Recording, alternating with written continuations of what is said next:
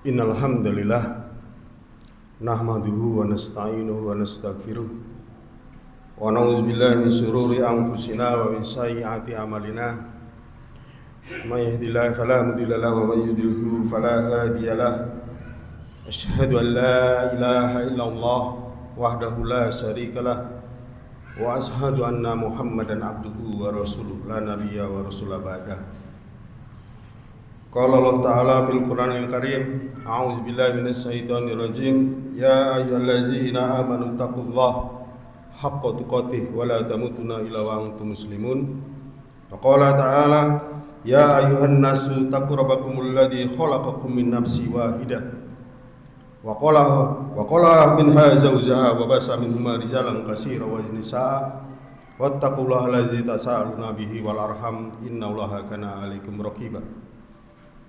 Ya ayyuhalladzina amanu taqullaha wa qulu qawlan sadida yuslih lakum a'malakum wa yaghfir lakum dzunubakum wa may yuti'illaha wa rasulahu faqad faza fawzan 'azima. Fa inna asdaqal hadis kitabullah wa khairul hadi Muhammad sallallahu alaihi wasallam wa syarrul umuri muhdatsatuha wa kullu muhdatsatin bid'ah wa kullu bid'atin dhalalah wa kullu dhalalatin finnar. Amma ba'du. Alhamdulillahirabbil alamin. Segala puji bagi Allah Subhanahu wa taala yang hari ini masih memberikan kepada kita nikmat yang sangat besar yang belum tentu semua orang mendapatkannya, yaitu nikmat iman dan nikmat sehat. Oleh karena itu, khatib mengajak kepada para jamaah sekalian, marilah kita terus berusaha meningkatkan ketaatan kepada Allah Subhanahu wa taala. Karena kita masih diberikan waktu, masih diberikan usia. Karena kita tidak tahu kapan usia kita berakhir, kapan ajal menjemput kita, kapan kematian akan menghampiri kita. Kita tidak tahu kapan dipanggil Allah Subhanahu wa taala. Oleh karena itu, sempatkanlah ketika kita duduk pada tasahud terakhir kita, mengucapkan doa, Allahumma inni as'aluka husnul khotimah. Atau sering-seringlah kita untuk berdoa agar kita ketika nanti jemput ajal kita dalam keadaan kita bertaubatan, terutama taubatan nasuha, dengan sering dalam sholat kita menyampaikan, melantunkan, melafazkan doa Allahumma ini taubatan nasuha qoblal maut. Salawat dan salam mudah-mudahan tetap tercurah pada uswatun hasanah kita Nabi Muhammad sallallahu alaihi wasallam, juga pada keluarganya, para sahabat, para tabi'in, tabi'ut tabi'in, dan orang-orang tetap sikah menjalankan sunnahnya. Masyarul muslimin rahmatullah. Di Indonesia saat ini setiap jam ada sekitar 3 orang meninggal. Ini khusus meninggal karena kecelakaan. Data terakhir dari Departemen Perhubungan. Sedangkan di kota Surakarta sendiri atau Solo Raya, dalam 1000 orang setiap tahunnya ada sekitar 8 orang meninggal karena berbagai hal termasuk penyakit. Data terakhir bahkan menyebutkan bahwa sekitar 12 orang yang meninggal. Berarti kita semua ini sedang menunggu, diintip, dijemput. Apakah kita terpilih hari ini, detik ini juga untuk dijemput nyawa kita oleh malaikat pencabut nyawa? Karena ada 12 orang yang akan dicabut nyawanya. Oleh karena itu, berarti kita sekarang ini sedang menunggu giliran. Giliran untuk menghadap Allah Subhanahu wa taala. Apakah kita sudah siap? Kata anak muda sekarang, are you ready? Apakah kita siap? Setiap manusia di lain sisi mendapatkan sebuah angan-angan Angan-angan yang kebanyakan dari kita adalah angan-angan tentang keduniaan. Ingin meraih jabatan yang tinggi, ingin rumah yang bagus, ingin harta yang banyak, mobil yang bagus, yang paling mahal, yang terbaru, istri yang cantik, dan selainnya. Angan-angan di dunia itu boleh-boleh saja kita capai ketika kita masih memiliki nyawa. Tetapi ketika nyawa sudah tidak kita miliki, apakah kita masih bisa berangan-angan? Ternyata walaupun kita telah mati, kita masih punya angan-angan. Kita masih berangan-angan sebagai orang yang sudah meninggal. Yang pertama yaitu kita ingin segera dibawa ke kuburan. Inilah sunahnya, kenapa setiap ada yang meninggal, jangan terlalu berlama-lama untuk disemayamkan, segera dibawa ke kuburan. Di dalam sunnah hadis Nabi yang diriwayatkan oleh Al-Bukhari, jika jenazah diletakkan lalu dibawa oleh para lelaki di atas pundak mereka, maka jenazah tersebut termasuk orang soleh, maka dia akan berkata, segerakanlah kalian membawa aku. Tetapi jika bukan orang soleh, dia akan berkata, celakalah, kemana mereka akan membawaku. Itulah jeritan jenazah akan didengar oleh setiap makhluk kecuali manusia. Seandainya manusia bisa mendengarkannya, tentu mereka akan pingsan. Kita akan pingsan ketika mendengarkan jeritan jenazah ketika dibawa ke kuburan. Sayang manusia tidak diperkenankan mendengarkannya. Salah satunya yaitu kita makhluk yang tidak mampu mendengarkan jeritan para jenazah. Yang kedua, angan-angan orang yang telah meninggal masih punya angan-angan. Ketika dia sudah disampaikan di dalam kubur, bisa melewati sisa kubur, dan Allah telah mendatangkan kabar baik bahwa mereka adalah termasuk orang-orang yang mendapatkan surganya, maka hamba tersebut memohon pada Allah, segerakanlah kiamat agar aku cepat mendapatkan surga.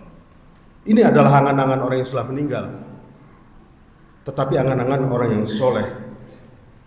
Lalu bagaimanakah dengan angan-angan orang yang tidak soleh, orang yang lalai dalam kehidupannya?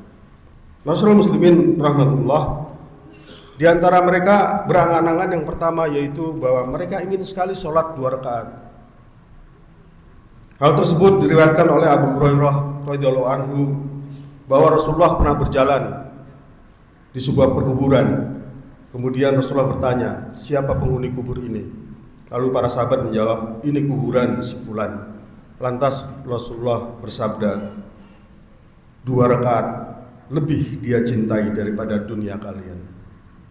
Monggo, jangan remehkan sholat 2 rakaat. Ini angan-angan orang yang sudah meninggal, pengen sekali sholat 2 rakaat. Sholat sunnah rawatib. Di dalam hadis riwayat Tirmizi, kalau kita kerjakan, kita akan dibangunkan rumah di surga. Para jamaah sekalian, sudah barang tentu ingin punya rumah di dunia ini. Lalu, apakah tidak mau ingin rumah di surga? Lalu bagaimana caranya? Sholat sunnah rawatib, yaitu sholat sunnah yang mengiringi sholat wajib kita. Atau ketika masuk masjid, sempatkanlah 2-3 menit untuk sholat sunnah 2 rakaat. Habis berwudu, sholat sunnah wudu, sempatkanlah kita untuk melaksanakannya. Karena ini adalah angan-angan orang sudah meninggal. Mumpung nyawa kita masih diraga di dalam badan kita, maka jangan kita remehkan. Masalah muslimatullah yang kedua yaitu ingin mengeluarkan sedekah. Di dalam surat Al-Munafiqun ayat 10, Allah telah berfirman, Bismillahirrahmanirrahim, Rabbil laula al-haqtani ila azalin qaribin wa as-saddaqu wa akum minas solihin. Ya Rabb,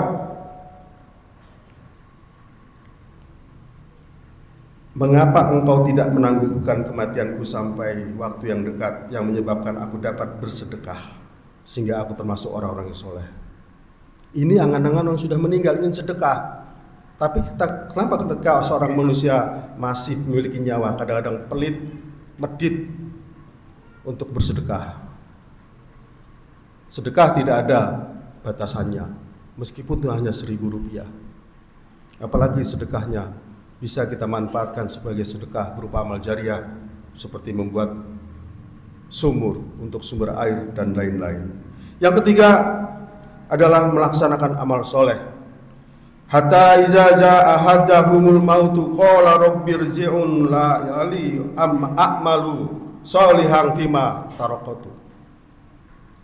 Demikianlah keadaan orang-orang kafir hingga apabila datang kematian kepada seseorang dari mereka, dia berkata, "Ya Robku, kembalikanlah aku ke dunia agar aku bisa berbuat amal yang soleh." Banyak amal-amal soleh yang bisa kita lakukan yang sederhana, yang kadang-kadang kita lalai. Oleh karena itu, mari, ini adalah angan-angan orang yang telah meninggal. Tadi ketika muazin sedang menggunakan azan, kita disunahkan untuk menjawab setiap muazin sedang menggunakan.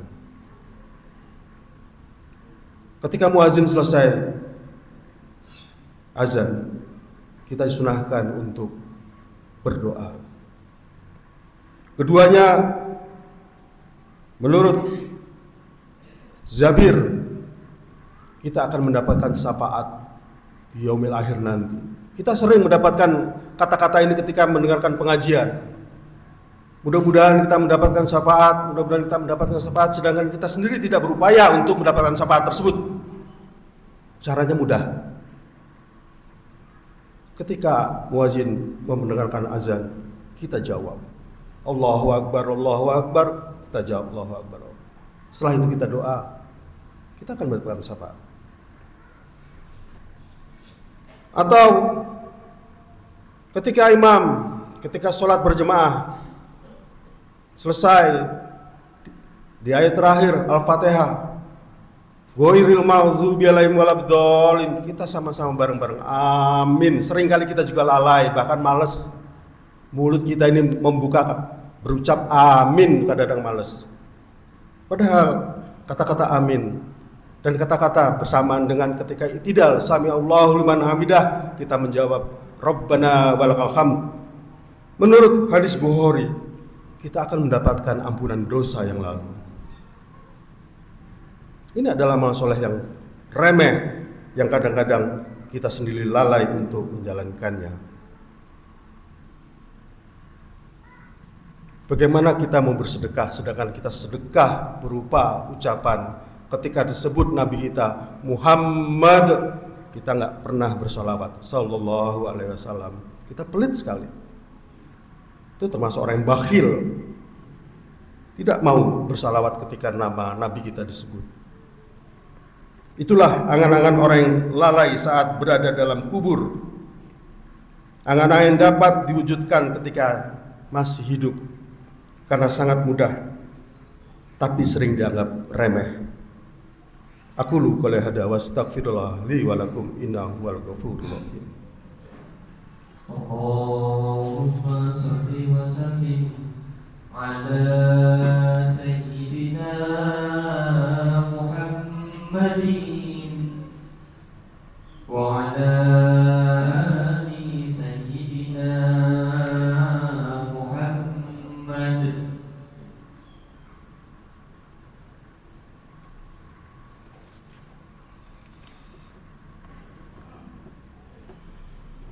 Alhamdulillahillazi hadana li hada wa ma kunna linahtadiya laula an hadanallah. Asyhadu an la ilaha illallah wa la syarikalah wa asyhadu anna Muhammadan abduhu wa rasuluhu la nabiyya wa rasulullah ba'da. Masyarul muslimin rahmatullah. Itulah keadaan yang dialami oleh orang yang lalai dari perintah Allah Subhanahu wa taala. Saat kematian menjemputnya, maka ia akan banyak berangan-angan, ingin sekali ditangguhkan kematiannya walaupun sejenak, tetapi angan-angan tersebut sudah barang tentu tidak bisa direalisasikan, tidak bisa diwujudkan, tidak bisa diterima oleh Allah Subhanahu wa taala, karena Allah telah menetapkan seseorang telah meninggal tidak akan bisa hidup kembali kecuali atas izinnya. Berkata Muhammad bin Umairah rahimahullah, seandainya seorang hamba sujud kepada Allah dari semenjak dilahirkan sampai tua sebagai bentuk ketaatannya kepada Allah, niscaya di hari kiamat dia akan menganggap amalan itu sangat sedikit. Dia berangan-angan untuk dikembalikan ke dunia dan bisa menambah pahala dan ganjaran dari Allah Subhanahu wa taala. Mari selagi nyawa masih dikandung badan, kita manfaatkan waktu kita untuk beramal soleh, kita manfaatkan harta kita untuk bersedekah, kita manfaatkan waktu kita untuk melakukan hal-hal ibadah yang dianggap remeh-temeh seperti sholat hanya 2 rakaat, sholat sunnah kita. Ketika azan dikumandangkan kita menjawab, ketika Nabi kita disebutkan kita jangan bakhil, jangan pelit untuk menyampaikan sholawatnya, dan lain-lain banyak yang bisa kita lakukan sebagai salah bentuk amal soleh. Mudah-mudahan kita masih diberikan waktu untuk meningkatkan kualitas ibadah kita, sehingga kita nanti ketika ajal dijemput kita dalam keadaan husnul khotimah. Amin ya rabbal alamin. Mari kita tutup dengan doa khutbah ini, mudah-mudahan Allah mengijabahinya.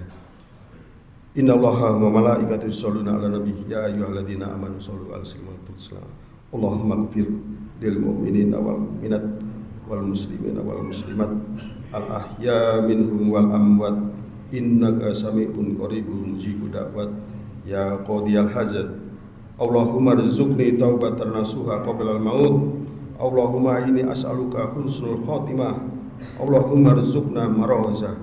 Allahumma ansur iwana mujahidin fi Palestin, fi mujahidin fi Palestin, fi mujahidin fi Palestin, fi kulli makan, fi kulli zaman.